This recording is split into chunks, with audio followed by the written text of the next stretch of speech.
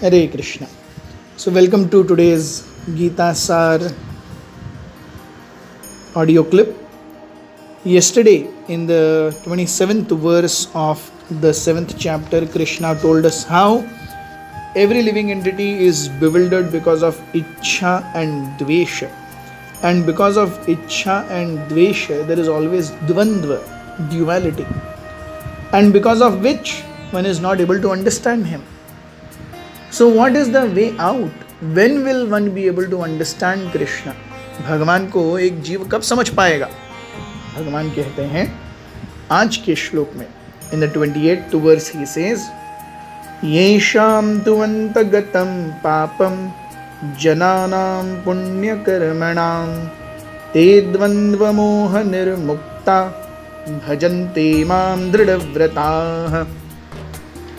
Persons who have acted piously in previous lives and in this life, and those whose sinful actions are completely eradicated, are freed from dualities of delusion, and they engage themselves in my service with determination. So, भगवान की सेवा से हमें क्या दूर रख रहे हैं? हमारे पाप कर्म दूर रख रहे हैं. So, Krishna says, येषां तु अंतगतम पापम, जिनके पाप कर्मों की राशि खत्म हो गई है.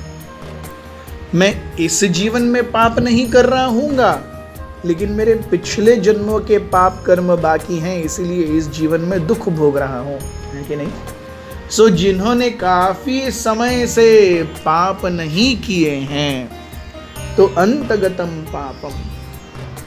यस, सो वी सी पाप कर्म क्या है? ये एक बहुत ही महत्वपूर्ण चीज है जानने के लिए. श्रीमद् भागवत में 5वें स्कंद के 5वें अध्याय के दूसरे श्लोक में हमें पता चलता है कि बेसिकली पाप कहाँ है? We know in this world every sinful activities based on wealth, wine and woman or opposite sex. So 3 W's: wealth, wine and woman, woman or man, opposite sex, is where all the papa lies. And those who are freed from this papa in due course of time, they are devotees. How do we know them? Yes, Srimad Bhagavat says that these sadhus or these devotees are samachitta, prashantaha, vimanvayah and suhrida.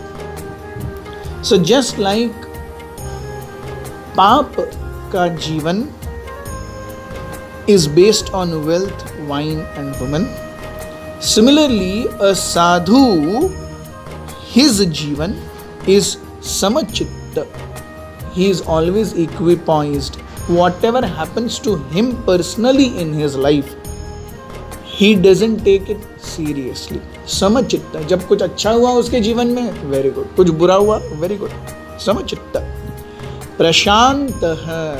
If somebody is aggressive towards a sadhu, then the sadhu doesn't take it aggressively. That's why he is prashanta. Vimanvayah, he is out of anger.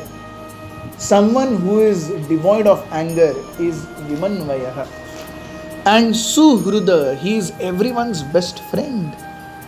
So sadhu means samachitta, prashanta, vimanvaya and suhruda. When a person engages in पाप, जब एक व्यक्ति पाप करता है तो उसके जीवन में रजस और तमस की वृद्धि होती है.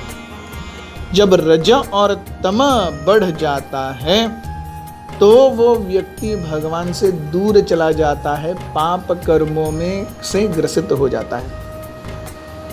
येषां तु अंतगतम पापम, जब पाप नष्ट हो जाते हैं वो व्यक्ति भगवान के सेवकों के संपर्क में आता है और साधु वृत्ति होने के कारण, सत्व गुण होने के कारण भगवान के सेवकों की इंस्ट्रक्शंस को सुनता है और अपने जीवन में लागू करता है. So one should simply not feel that only by negating pap I can be a devotee. No. Devotional service is a sole proprietorship of Krishna's servants. भगवान ने भक्ति बांटने का होलसेल और रिटेल दोनों अधिकार अपने भक्तों को दिया है.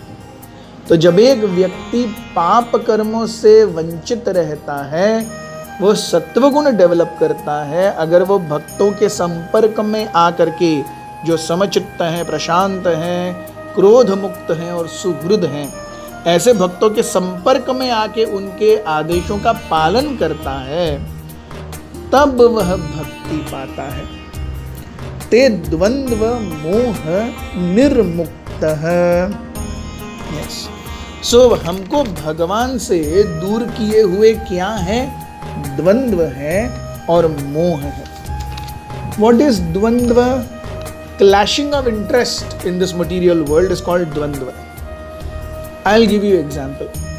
एक व्यक्ति जो अपने घर में सोया है, वो सोचता है कि मेरे घर में कभी कोई चोर ना आए. जो बाहर चोर घूम रहा है, वो सोचता है इस घर को मैं कब फोड़ूंगा और अंदर से पैसे लेके भाग जाऊंगा. सो घर वही है, उसके अंदर जो सोया है वो सोचता है यहाँ पे चोरी नहीं होनी चाहिए.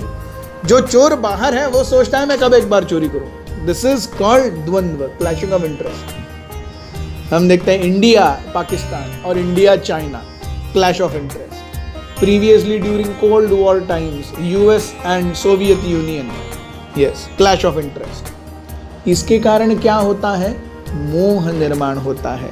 तो जिस साइड पे मैं हूं, अरे मैं अगर चोर के साइड पे हूं तो मैं सोचता हूं यार चोरी करनी चाहिए. मैं अगर घर का व्यक्ति हूं तो मैं सोचता हूं ये चोर गड़बड़ आदमी है. सो ये जो मोह है और द्वंद्व है, ये हमें भगवान से दूर रखे हुए हैं. ये मोह और द्वंद्व जब निकल जाएंगे, तब ही हम भक्तों के संपर्क में आकर के भजन्ते दृढ़व्रताः, भक्तों के संपर्क में जब तक नहीं आएंगे तब तक दृढ़ व्रत भजन नहीं होगा. केवल पुण्य करने से, पाप नष्ट होने से भक्ति नहीं मिलती. दृढ़ भजन करेंगे तब भक्ति मिलेगी. और ये दृढ़ भजन भगवान के भक्तों के संग में ही हो सकता है. बहुत बहुत धन्यवाद. हरे Krishna.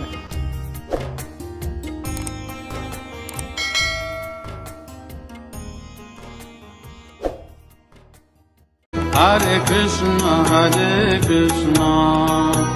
Krishna Krishna, Hare Hare, Hare Rama, Rama Rama.